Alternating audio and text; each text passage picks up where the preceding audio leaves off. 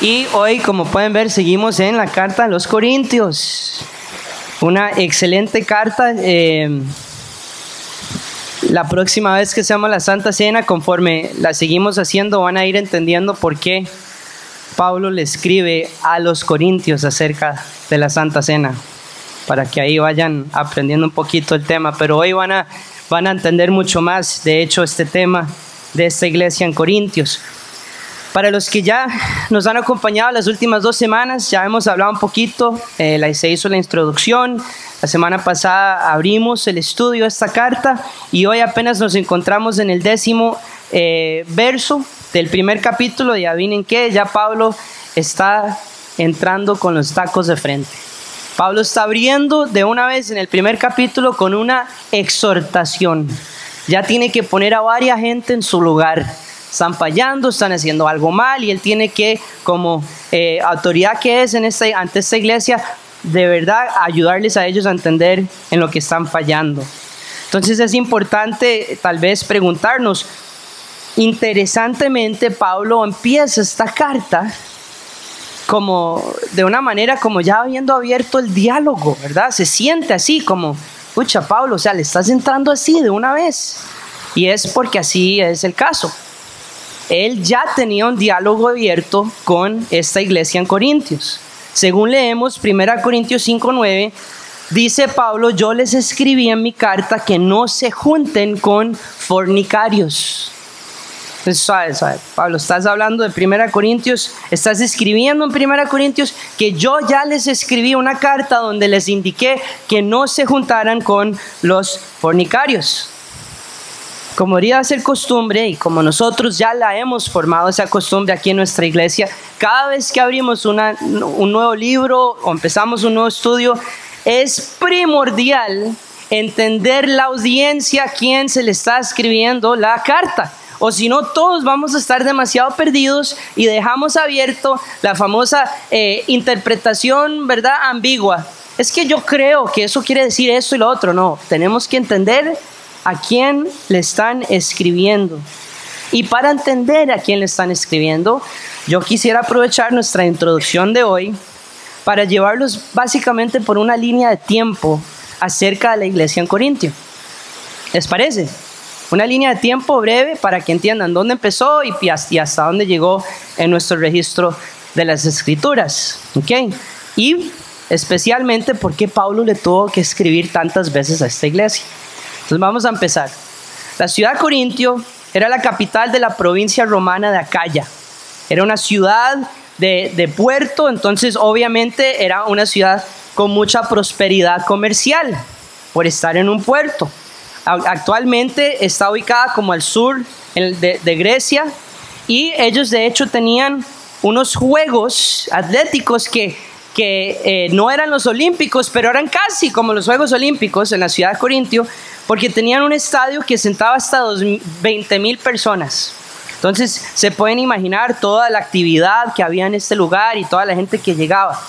La inmoralidad sexual de Corintio era a tal grado que se llegó a desarrollar una palabra para describirla, ¿verdad? Y esa palabra en el griego era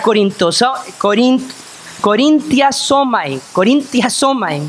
Y esa palabra la desarrollaron porque quisieron definir lo que significaba ser un corintio o actuar como un corintio.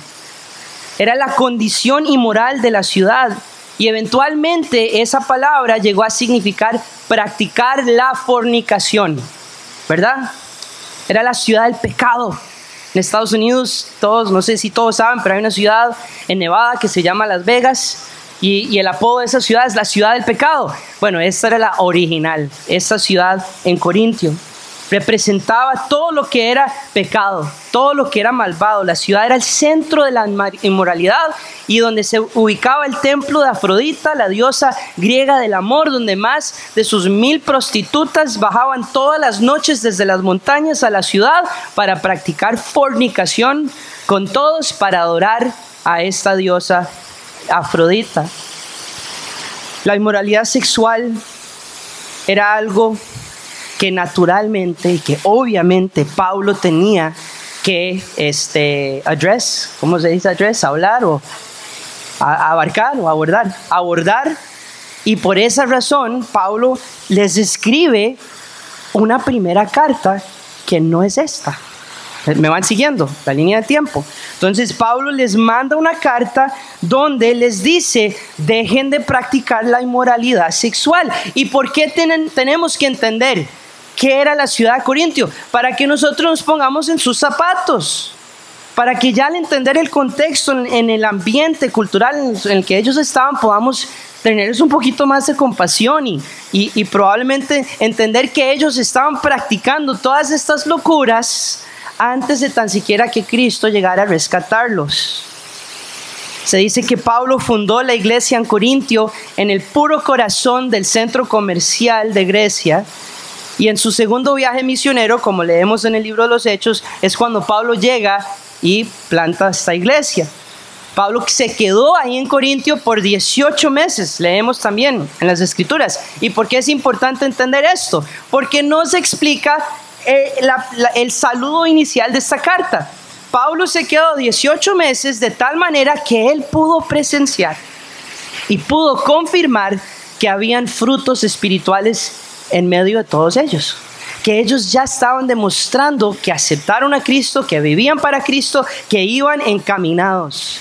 Y por eso es que Pablo dice al comienzo de esta carta que ellos pertenecían a Cristo y que eran de Cristo, ¿verdad? Entonces estaban siendo santificados por Cristo, es como le dice en el versículo 2, llamados a ser santos. Entonces, ¿qué pasa? Pablo se va de Corintios, y en ese tiempo que transcurre, en que él se va, ¿verdad? De repente le llegan las noticias que en lugar de estar creciendo y madurando espiritualmente, se empezaron a desarrollar un montón de problemas en la iglesia de Corintios. Fueron unas noticias muy preocupadoras para él. Él no quería recibir o escuchar estas cosas, y no solo tenía noticias de los problemas, sino también por medio de Cloé, quien lo contactó a él, le llegaron las preguntas que tenían, porque encima de todos los problemas estaban tan confundidos que tenían un montón de preguntas en cuanto a su fe y la práctica de la fe cristiana. Entonces, ¿qué es lo que sucede? Por esa razón, Pablo es motivado a escribir la primera epístola a los Corintios, lo que tenemos aquí en la Biblia. Entonces, hasta ahí entendemos que hay una carta, la primera, pero se perdió esa carta. Entonces viene la segunda, la que nosotros estamos estudiando hoy. Pero como todos sabemos, se llama Primera de Corintios porque existe una Segunda de Corintios en la Biblia. Entonces, ¿qué pasa entre la Primera y Segunda de Corintios? Según Segunda de Corintios, hay otra carta que se nos perdió entre estas dos. ¿Y qué es lo que pasa? Según en Segunda de Corintios leemos: yo les escribí, y vean cómo lo pone Pablo: yo les escribí desde mucha aflicción y angustia del corazón y con muchas lágrimas. ¿A qué se refiere con esto, Pablo? ¿Por qué estaba tan destrozado? Bueno, porque la carta pastoral que él compone, que es esta, que estamos estudiando, de 1 Corintios, no tuvo el efecto esperado. No tuvo éxito, y la situación más bien empeoró. Empeoró a tal punto que más bien la rebelión en contra de la autoridad de Pablo se fue empeorando, y él sintió que la única manera de tratar de salvar la situación era ir yendo a visitarlos. Y se dice, porque en el registro de todo esto, el contexto, se dice que él llegó a Corintio y en vez de ser recibido y aceptado, bienvenido, lo vuelven a rechazar. Y cuestionan su apostolado y cuestionan su autoridad. Por eso la segunda carta es una descripción del apostolado de Pablo. Y básicamente no solo lo rechazan, sino lo humillan. Y Pablo se va totalmente hecho pedazos, que escribe una carta, según Segunda de Corintios, una carta extremadamente severa. Y esa carta él la manda con Tito. Tito se lleva la carta, y sabemos también por el contexto de 2 Corintios que él está tan ansioso de saber qué pasó, qué dijeron, cómo respondieron ante esta carta, que le costó tanto escribir que cuando él estaba en sus viajes misioneros, está ansiosamente cada pueblo y cada lugar, no tenía cómo mensajear ni llamar a Tito, está esperando encontrárselo, y cuando ya al fin lo encuentra, le pregunta a Tito, ¿qué pasó? ¿Cómo recibieron la carta? Y leemos en 2 Corintios 7, nos regocijamos aún más del gozo de Tito, porque su espíritu había sido refrescado por todos ustedes.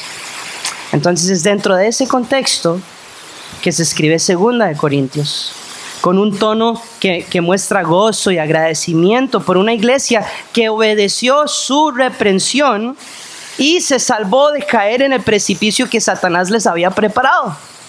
Entonces eso ya es como la sinopsis de la iglesia en Corintio.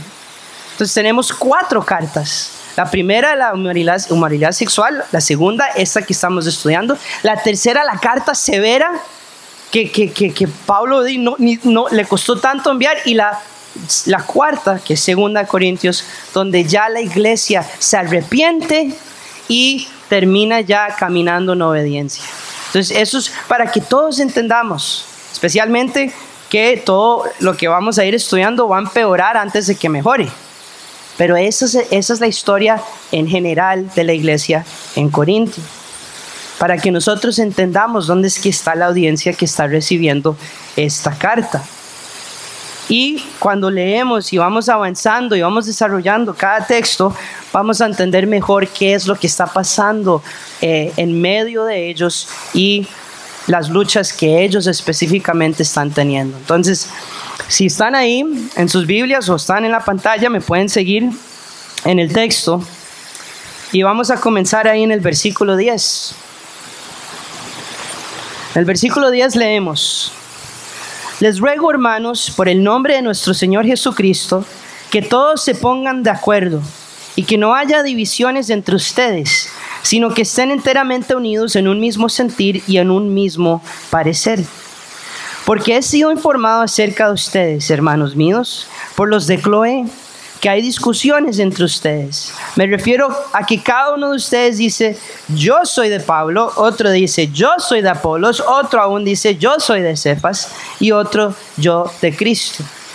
¿Está dividido Cristo? ¿Acaso fue Pablo crucificado por ustedes? ¿O fueron bautizados en el nombre de Pablo?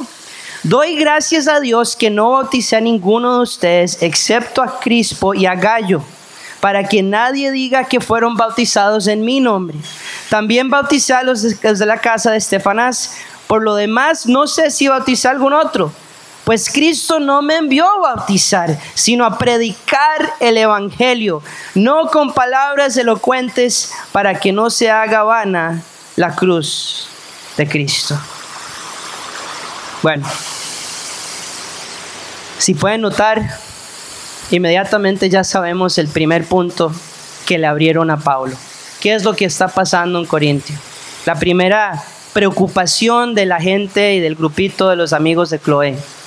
Y la preocupación es que hay división en la iglesia. La iglesia está sumamente dividida, entonces Pablo tiene que inmediatamente abarcar este tema y empezar a explicar qué es lo que está pasando entre ellos. Y lo primero que debemos entender en cuanto a la división es que esto no se trata de un asunto ecuménico. Entonces yo no sé si ustedes han escuchado esa palabra antes, pero más bien lo que Pablo está queriendo abordar es la división doctrinal que está sucediendo en la iglesia de Corintio. Y cuando hablo de un acento ecuménico, los que no saben lo que esa palabra significa, es que en el mundo cristiano, entre comillas, existe un grupo de personas, un grupo de líderes de iglesias, de los católicos, de los cristianos ortodoxos, de los protestantes, de los luteranos, por allá, que están con una idea de que un día todas las denominaciones se van a unir bajo una sola creencia cristiana. Y Pablo no está hablando de eso, primero que todo porque no existían esas denominaciones cuando él escribe la carta, pero segundo porque eso nunca va a existir, y les quiero explicar por qué, por si alguien nos empieza a salir con una hablada con este tema. ¿Por qué eso nunca va a suceder? Porque la gran mayoría de estas diferentes denominaciones que se llaman ser cristianos no aceptan la Biblia como la única autoridad de parte de Dios.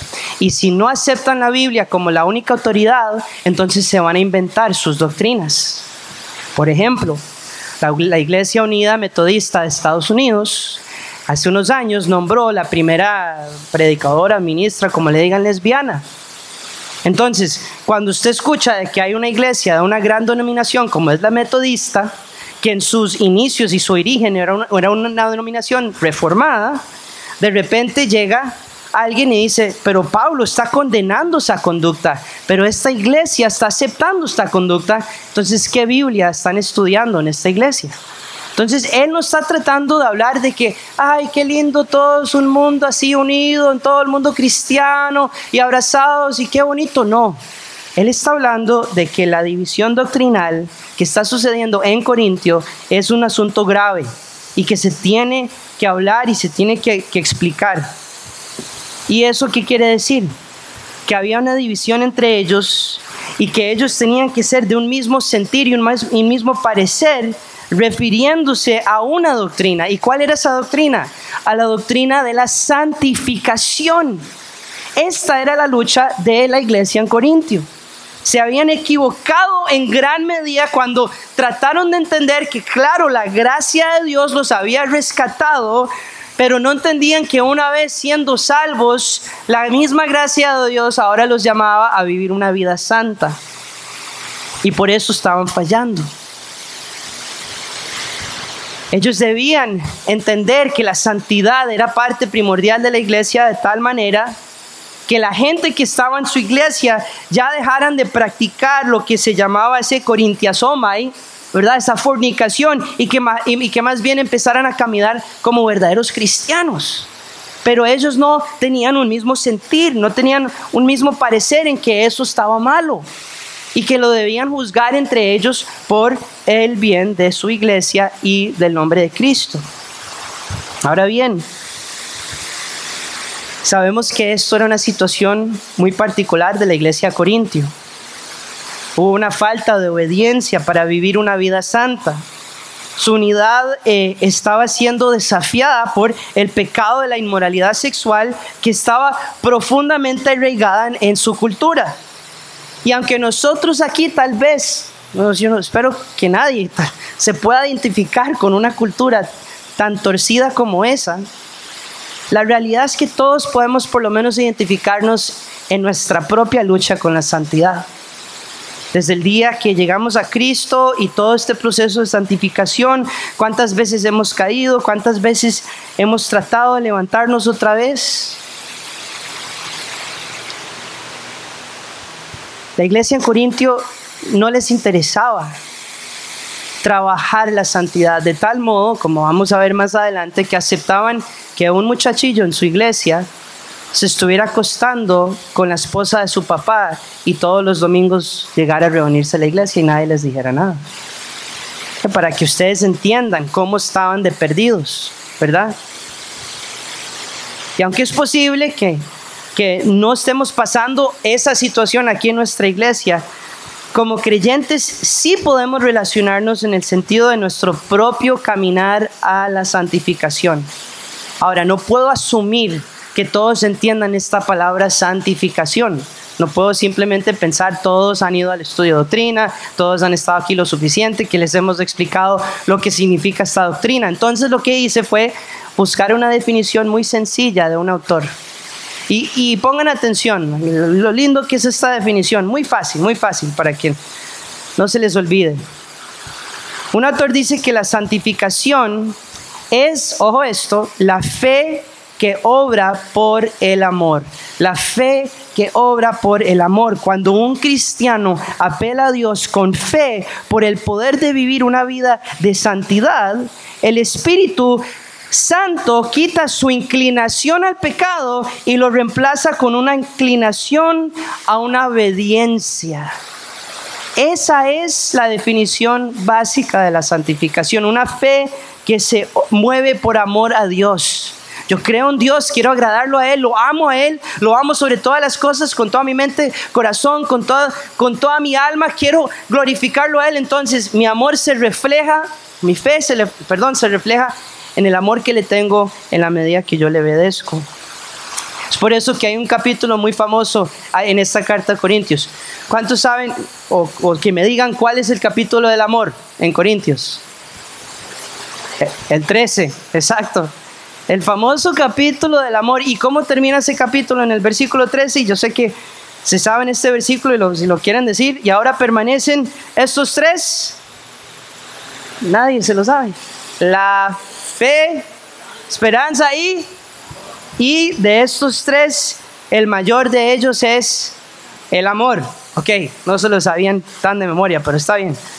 El punto es cuando escuchamos este famoso pasaje o este versículo en una ceremonia de bodas y el ministro, el pastor lo dice y toda la gente en la boda, ¡ay, qué lindas esas palabras! No se trata de un amor romántico. No se está hablando de un amor romántico en lo absoluto. Se está hablando del amor a Dios, del amor que le obedece a Dios.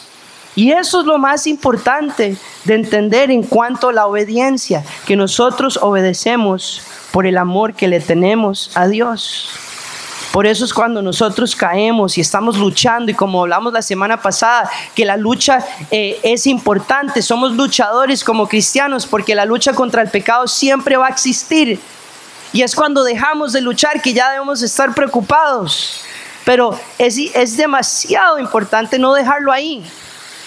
Y recordar que la palabra nos dice lo siguiente, que cada vez, y así va a suceder cada vez que usted cae en su lucha, y usted se deja seguir cayendo y seguir cayendo, dice las Escrituras que su corazón se va a ir endureciendo en cuanto a ese pecado. Y cuando se endurece su corazón, dice el libro de Efesios, que usted entristece el Espíritu Santo, la única fuente de poder que tenemos para sacarnos del pecado. Entonces, claro que hay una lucha, pero para eso es la lucha, para no perder la lucha. Entonces la idea de este concepto de amar a Dios por nuestra obediencia es que sí luchamos, pero queremos serle obedientes, demostrando nuestro amor por Él en la medida que salimos victoriosos en nuestra lucha contra el pecado. Así que no nos cansemos de luchar contra nuestro pecado. Es muy real esa lucha. Y estamos llamados a esta obediencia para que caminemos en la verdadera unidad. Entonces, obviamente, el tema de hoy es la unidad de la iglesia. Eso es lo que Pablo está escribiendo. Entonces, él dice, vean, si ustedes obedecen, van a ver cómo van a hacer la unidad a través de esa manera de obedecer. Porque según Efesios 4, la unidad es lo que finalmente produce la madurez espiritual, precisamente lo que le faltaba a la iglesia en Corintios. Entonces, pongan atención, unidad, madurez, unidad, madurez. ¿Y qué estaba pasando en Corintios? División, inmadurez.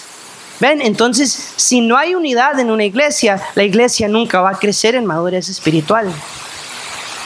Efesios 4, del 3 al 6, muchos se saben este pasaje. Esfuércense por conservar la unidad del Espíritu por el vínculo de la paz. Y cuando hablamos de unidad doctrinal, ojo esto, hay un solo cuerpo, hay un solo Espíritu, así como fueron llamados a una sola esperanza. Hay un solo Señor Jesucristo, hay una sola fe, hay un solo tipo de bautismo, hay un solo Dios y Padre de todos, que está sobre todos y por todos y en todos.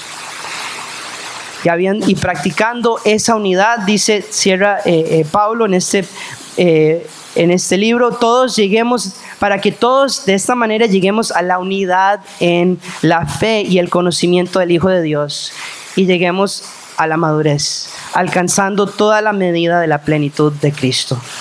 En otras palabras, como cuerpo de creyentes que somos, nosotros crecemos juntos en madurez espiritual en la medida que nos santificamos los unos a los otros, que nos mantenemos responsables y rindiéndonos cuentas ante Dios cuando nos confesamos los pecados los unos a otros.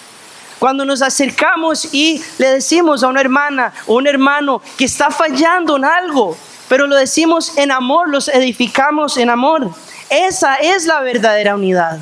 La verdadera unidad no es venir aquí con sonrisas, abrazos, risas, compartir comida, ¿verdad? Hablar de lo lindo que todo es. No, la verdadera unidad es cuidarnos del pecado. Y si no me lo creen, pregúntenle a los corintios, que por un pelo no se los lleva Satanás. Seguimos leyendo. Ahí en el texto,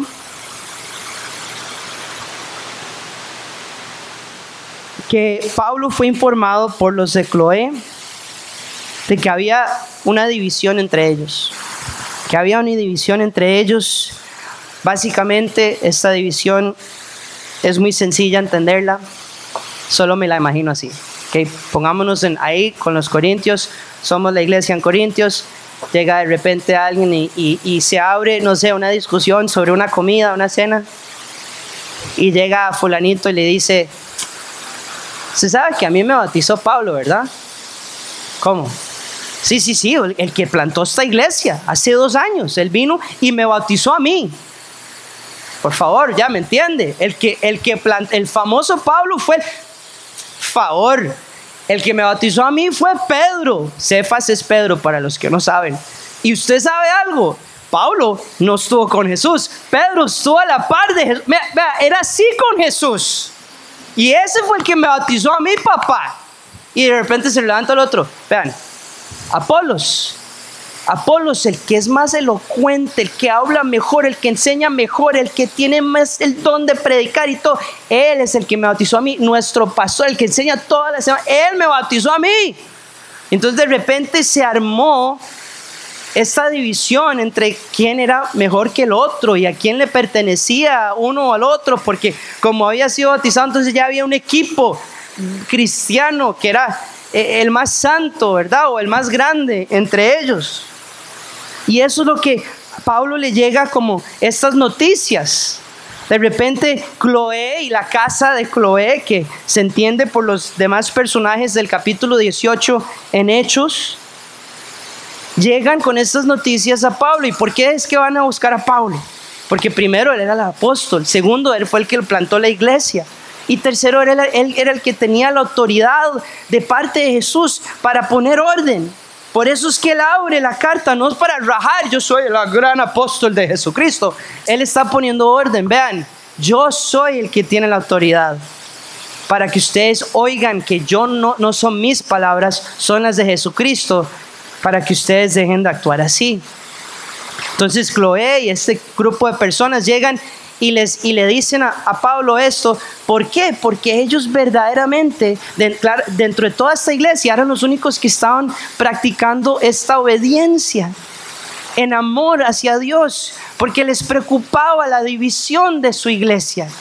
Eran lo que en nuestro curso de discipulados, los que van ya por el 3er nivel, van a aprender. Eran los pacificadores de la iglesia, porque veían división y dijeron al instante: voy a ir a hacer algo al respecto.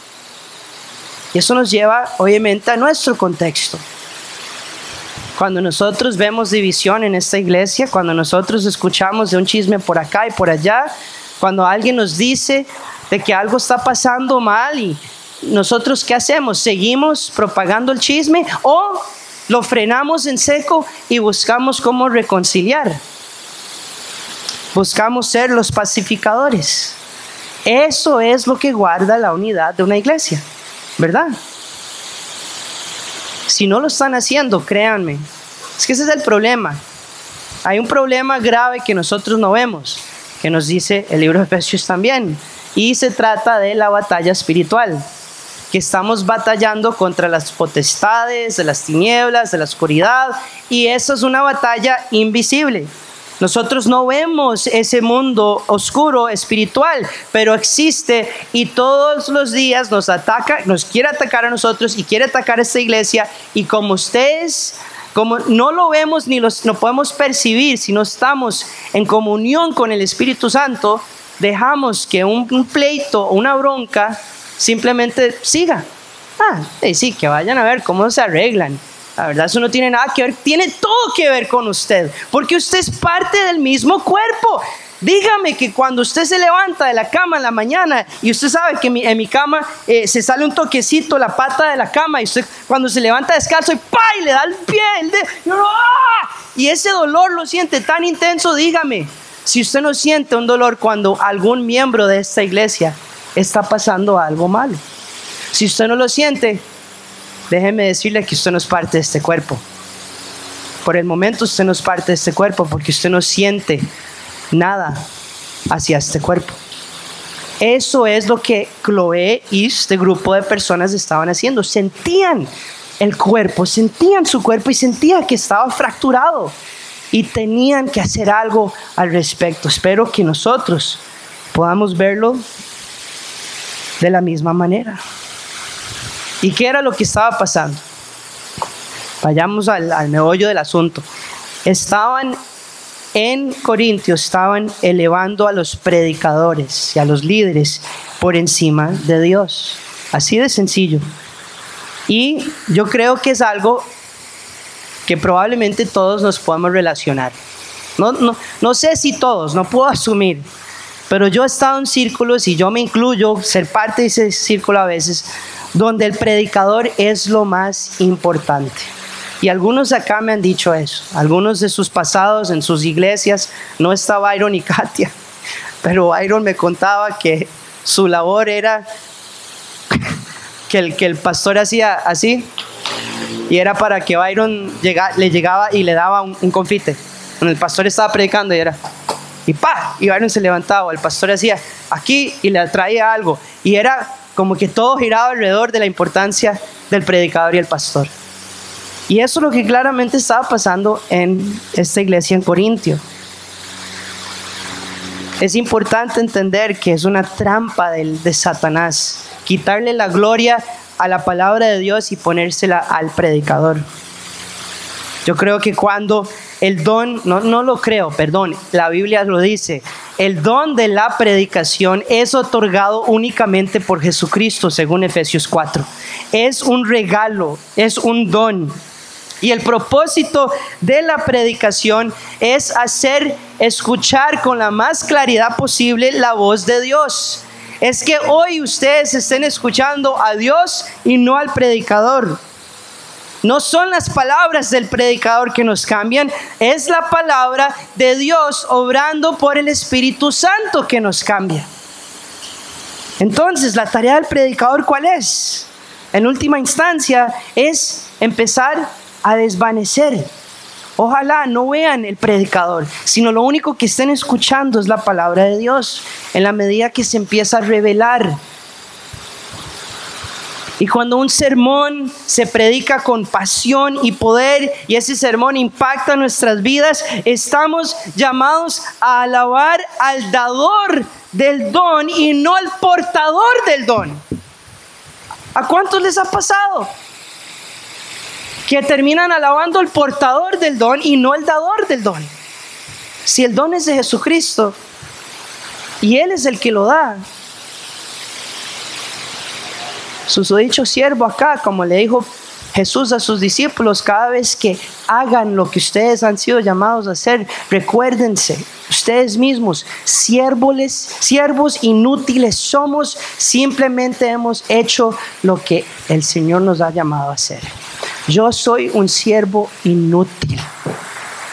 Aquí estoy por misericordia de Dios y es su palabra la que nos está transformando, tanto a mí como a todos nosotros. Sin embargo, la razón por la que no logramos ver esa línea, ¿verdad?, entre el predicador y la palabra de Dios es porque naturalmente el hombre que nos está enseñando acerca de Dios, o sea, el mensajero de Dios, a veces es lo que más nos atrae, porque es la persona que nos está enseñando de Dios. Entonces empezamos a confundir el amor de Dios con el predicador de Dios y le damos esa importancia o ese lugar que en realidad no es del predicador. El amor que comenzamos a sentir por Dios puede fácilmente vincularse con el predicador. Sin embargo, Pablo inmediatamente, ¿verdad?, corta eso desde raíz, corrige ese asunto al hacer la pregunta retórica que hace en el texto, donde básicamente les dice, ¿Está Cristo dividido? Pablo es el que fue crucificado por ustedes. Ustedes fueron bautizados en el nombre de Pablo. Vean el sentido de humor. Es un sarcasmo lo que él está tirando ahí. Es humor de Pablo lo que él está diciendo. ¿Por qué lo está tirando así? Porque es tan ridículo lo que está pasando. Ay, es que yo soy de Apolos, es que soy de Pablo, es que soy de Pedro. Es tan ridículo que él dice, él mismo dice, ¿Pablo murió por ustedes? ¿O es que yo los merezco? ¿Ustedes son míos? No, de ninguna manera. De ninguna manera fue así. ¿Por qué? Porque entendemos que este asunto, lo que Pablo está tratando de ayudar a entender es que hay un asunto que claramente se trata del bautismo. Y por el contexto y por lo que estamos viendo ya de entrada, para la iglesia en Corintio el bautismo era muy importante. Porque a tal punto que de repente el bautismo se convirtió en la manera en que se armaban sus equipos. ¿Quién fue bautizado por acá? ¿Quién fue bautizado por allá? Y por esa razón ellos inclusive, y más adelante se va a tocar este punto por medio de Pablo, inclusive empezaron a pedirle a Pablo y a los líderes que bautizaran a los muertos. Por favor, no se le olvide, yo estoy con el equipo de Apolos, mi abuelita se murió hace unas semanas, por favor bautícela a ella en la tumba para que sea de Apolos. Pablo les abre el tema de la resurrección y la resurrección del cuerpo y el cuerpo resucitado, eso lo vemos más adelante, pero este era el viaje de ellos con el bautismo. Por eso todo se trataba del bautismo. Y Pablo no está criticando el bautismo en sí, el bautismo verdadero, el único bautismo que leímos en Efesios 4. Él está criticando que se están formando equipos, grupos en la iglesia de Corintios por medio del bautismo. Y obviamente eso estaba poniendo en riesgo la unidad de esta pequeña y joven comunidad de fe. Cada grupo que se estaba bautizando por tal llegaba y le decía al otro, hey, es que yo me bauticé con Pablo y en la próxima visita que haga venga y se bautiza conmigo y con Pablo porque somos los más santos. Y Pablo y Pedro eran obviamente súper reconocidos. Pero Apolos, el problema para nosotros es que no conocemos tanto a Apolos como fuera el caso en la iglesia de Corintios. ¿Quién era Apolos? No sé si se acuerdan quién era Apolos, porque él es mencionado una y otra vez. Tal vez se acuerdan, más adelante lo vamos a ver, cuando Pablo dice, yo planté la semilla, Aida, Apolos, ¿qué? Regó, pero ¿quién dio el crecimiento? Cristo. Y otra vez cortándola de la raíz, somos nada. Nosotros no hicimos nada, el crecimiento todo lo dio Jesús, ¿verdad? El punto que Pablo está estableciendo desde ya es una de las ilustraciones que él empieza a usar en toda esta carta y la vuelve a usar una y otra vez. ¿Y cuál es el punto? Pablo está diciendo que la iglesia no puede estar dividida. Cristo no puede estar dividida. O sea, no está diciendo por favor no se dividan. Él está diciendo que es un hecho. Que como el cielo es azul, él está diciendo Cristo no puede ser dividido. ¿Por qué? Porque esta es la ilustración que él empieza a usar. Como el cuerpo físico, aunque es compuesto por muchos miembros, es solo uno, así también la iglesia y el cuerpo de Cristo. Y por esa razón no puede ser dividido el cuerpo de Cristo. Todos pertenecemos a Cristo y únicamente a Él. Usted tal vez tenga una preferencia a predicador y eso está bien, no importa. Hay diferentes estilos, personalidades. Usted puede tener su preferencia a predicador o teólogo o lo que sea. El punto aquí es que su preferencia no sea más importante que la unidad de la iglesia. Eso es lo importante. Es importante que ustedes entiendan que la unidad del cuerpo se trata de este cuerpo. En otras palabras, Iglesia Casa Vida, este es el cuerpo suyo. Si usted está aquí hoy, su cuerpo no es Iglesia Chinchinchoy por allá en Tokio, Japón. Su iglesia es Casa Vida Tamarindo. porque este es el cuerpo donde usted es un miembro, mano, dedo, rodilla, tobillo, lo que sea. Y por esa razón es que somos llamados a luchar por la unidad. ¿Y cómo se causa la división en la iglesia? Por ejemplo, cuando usted toma la predicación del que está aquí adelante y de repente usted llega y después de la prédica, mira, es que, ay, pobrecito, qué mal que estuvo esa prédica. Mira, es que voy a mandarle a mi amiga que estuvo ahí hoy una prédica de John Piper. Es que viera, no, es que tiene que escuchar esta prédica de Alducin, que es mucho mejor con respecto a ese tema. Y de repente usted le está poniendo su preferencia a predicador sobre encima de la unidad del cuerpo.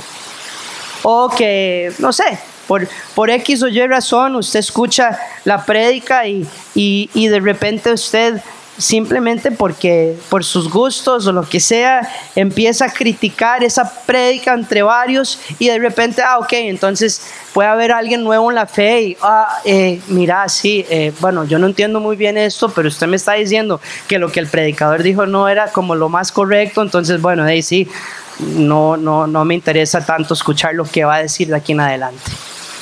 Y empieza otra vez la división. Es la manera en que nosotros creamos grupos dentro de esta iglesia, dándole más prioridad o autoridad a predicadores fuera de este púlpito que está aquí. Y yo entiendo que tal vez no somos los más dotados, ¿verdad? Con el espíritu de la predicación o con el don de la predicación, perdón. Pueden haber muchos predicadores mucho mejores que los que estamos acá en esta iglesia, pero el punto es que para la gloria de Dios Él nos ha dado el don de la predicación, porque visiten y por favor, se los mega recomiendo, visiten una iglesia donde no abren la Biblia y la predican. Y lo único que hacen un domingo es contar historias demasiado vacilonas y conceptos muy lindos de Dios, pero la palabra de Dios no es expuesta. La palabra de Dios es lo único que nutre nuestras almas y madura nuestra fe, y se los aseguro, porque yo también he caído en esa trampa. Cuando usted pone sus preferencias sobre encima de la palabra de Dios que está siendo expuesta y predicada, usted termina vacío domingo tras domingo. Usted llega aquí a esta iglesia, se va de la iglesia, crítica por acá, no sé qué, juicio por acá, y usted se va vacío. Entonces siga con ese patrón y vea hasta dónde llega. Si usted empieza a matar eso dentro de usted, como yo les puedo decir que yo también he luchado con eso, pero también les puedo decir que gracias a Dios Él me ha quitado eso de tal modo que cuando Abner predica, como se lo dije la vez pasada, estaba yo en una conferencia con los supuestos mejores predicadores del mundo evangélico, y ese domingo yo escuché la prédica de Abner y salí más bendecido, porque es mi hermano en mi cuerpo, por ese don que nuestro Cristo le ha dado a nuestra iglesia, que habló a mi alma. Cuando Estefan se levanta aquí a predicar, y obviamente cuando nuestro pastor Pano se levanta a predicar, yo puedo tener un montón de críticas, pero ¿qué voy a hacer? ¿Y de qué me sirve estar criticando si lo que yo sé que se está predicando es la palabra? Y eso es lo que yo necesito hacer, es escuchar la voz de Dios. Así que de la misma manera como el predicador y su labor a la hora de predicar es desvanecer para que se oiga la voz de Dios claramente, de la misma forma es los que están oyendo el mismo trabajo de enfocarse en la voz de Dios y no la del predicador. Y cerramos con esto. ¿Tiene sentido lo que estoy hablando? Qué dicha, qué dicha. El versículo 17, donde vamos cerrando, Pablo, digamos, se ve que está bien chiva, como diciendo, a mí nadie me envió a bautizar a nadie. No me vengan con ese cuento. Yo no vine a bautizar, yo vine a predicar el evangelio de Jesucristo.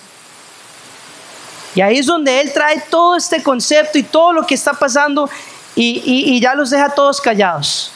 Yo vine a predicar el evangelio. Pablo no estaba tratando de armar una secta paulina. Él no estaba tratando de agradar a las personas o bautizarlos solo algunos de ellos. Él estaba más bien agradecido que no logró bautizar la mayoría de ellos y que él fue el primer cristiano de Corintios, quien fue Estefanás, fue el que él pudo bautizar, pero en realidad no se acordaba de muchos más. Porque en última instancia la misión de Pablo era predicar el evangelio de Jesucristo. Y esta gran ciudad griega de Corintio, donde la retórica filosófica era lo que tanto admiraban las personas. Vean cómo dice Pablo con lo que él dice. Dice, vea, yo vine a predicar a Cristo, vine a predicar el evangelio, pero no con palabras elocuentes, para que no se haga vana la cruz de Cristo. Quise ser tan sencillo, tan simple, para que cuando ustedes me escucharan predicar, ni siquiera yo y mi predicación se pudiera llevar una pizca de la gloria del santo evangelio de Jesucristo. No quise hacerlos sentir que ustedes estaban escuchando un gran hombre académico o un gran filósofo. Yo vine con la sencillez del evangelio, que según Romanos 1:16 es el poder de Dios para salvación a todo aquel que cree. Por eso no me avergüenzo del evangelio. Por eso no nos debemos avergonzar del evangelio. Estas son las buenas noticias de Jesucristo, y yo no puedo de nuevo asumir que todos entienden por qué son buenas noticias. ¿Por qué son buenas noticias? Porque, sí, es que Jesús me va a dar una vida tan linda y tan plena y tan buena. No, esa no es la razón por qué son buenas noticias. Para que sean buenas noticias, le tenemos que tirar las malas noticias primero. Y las malas noticias es que todos, absolutamente todos estamos condenados. Todos, no hay uno que se salve. Y como lo dice nuestro principal estadístico del servicio en inglés, George, la tasa de mortalidad de la raza humana se mantiene muy estable al 100%, aunque ustedes no lo crean. Todos vamos a morir un día. Ese es el punto, si no agarraron el chile. Un día todos vamos a morir, y un día todos estaremos ante un Dios santo, y Él nos juzgará en base a sus mandamientos.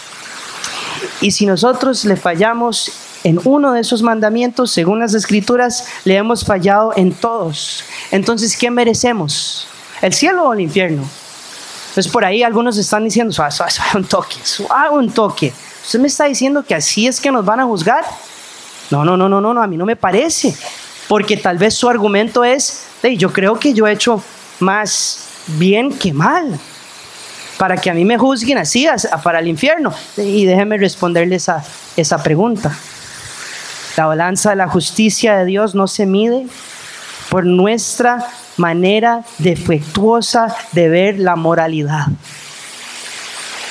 Así no se mide la justicia de Dios, porque nosotros somos pecadores, entonces no sabemos medir la justicia verdadera. Él juzgará, dice la palabra, a los impíos y va a destruir a todos sus enemigos. Y estas son las malas noticias, que si usted está sin Cristo, usted es enemigo de Dios. Y si usted le tenía miedo a una tormenta tropical que iba a pegar el país, témele al Señor, porque Él nos puede destruir totalmente en un instante. Y yo sentí ese miedo, yo no sé ustedes. Antes de la tormenta, cada lugar donde entraba, al banco, a la farmacia, ya viene la tormenta, ya está listo para la tormenta. Y yo decía, Dios, por favor, dales este mismo miedo por ti, Señor. Que ellos entiendan, ya viene Jesucristo. Usted está bien con Jesucristo, porque ya viene Jesucristo. Y esas son las malas noticias, entiendan, malas noticias. Todos estamos condenados al infierno. Ahora las buenas noticias. Ahora el evangelio, eso es lo que significa evangelio, buenas noticias. Aunque nosotros le hayamos fallado a Dios y ninguno de nosotros pudimos vivir la vida perfecta que Él pedía de nosotros, cumplir sus mandamientos, la buena noticia es que Jesús sí vivió esa vida perfecta, que Él murió la muerte que nosotros merecíamos, que Él resucitó al tercer día, y al creer y arrepentirnos, Él nos da toda esa perfección a nosotros. Entonces, cuando nos arrepentimos y creemos, se nos dan todas las riquezas de su gloria para ahora y por hoy y para siempre y por toda la eternidad. Esas son las buenas noticias. El Evangelio es el tesoro más grande que jamás vamos a descubrir, pero muchos que están escuchando esto, ni se les ocurre vender todas sus cosas para comprar ese campo donde encontraron el tesoro, como cuenta la parábola de Jesús. Muchos pasarán viviendo esta vida ciegamente, pensando que nada les va a suceder por su rebelión contra Dios. Y por eso estamos llamados a predicar el Evangelio con más razón. Y si usted no sabe cómo predicar el Evangelio, bienvenido, sábado 9 de julio, 8 a.m., Tamarindo Church, aquí en el cruce de Villarreal, entrando a Tamarindo, la primera iglesia a mano derecha. Y le van a dar todo lo que usted necesite para que usted primero entienda el Evangelio y lo pueda predicar en cada momento que usted pueda predicarlo. Con esto quiero cerrar. Esta es la única verdad que debemos entender. Lo único que realmente nos une es el Evangelio. Si todos regresamos a este lugar una y otra vez y recordamos diariamente que el Evangelio es la única doctrina que más importa en nuestras vidas, ya no habrá más división. Que la historia nuestra de redención es lo que nos debe unir. Que una vez estuvimos perdidos, pero Dios nos halló. Que fuimos ciegos, pero ahora vemos. El Evangelio es la respuesta a cada disputa, a cada división, a cada pleito que pueda surgir en la iglesia. Porque el Evangelio mata todo orgullo de corazón cuando nos recuerda, según Efesios 2, que por gracia hemos sido salvados por medio de la fe. Y esto no proviene de nosotros, pues es un don de Dios, no por obras, para que absolutamente nadie se gloríe. El Evangelio es el remedio a todas las disputas que nos dividen y todo lo que esté sucediendo en este momento en la iglesia y seguirá sucediendo, porque nos recuerda lo que leemos en Efesios 4, que debemos ser benignos unos con otros, misericordiosos, perdonándonos los unos a otros, así como también Dios en Cristo te ha perdonado. Y saber que pertenecemos a Cristo, como lo expresa un autor. Pongan atención a la belleza de esta frase. El gran milagro de la redención no es que nosotros aceptamos a Cristo, sino que Él nos aceptó a nosotros. Hermano, ¿usted aceptó a Cristo en su corazón? No, Señor. Cristo me aceptó a mí como un vil pecador.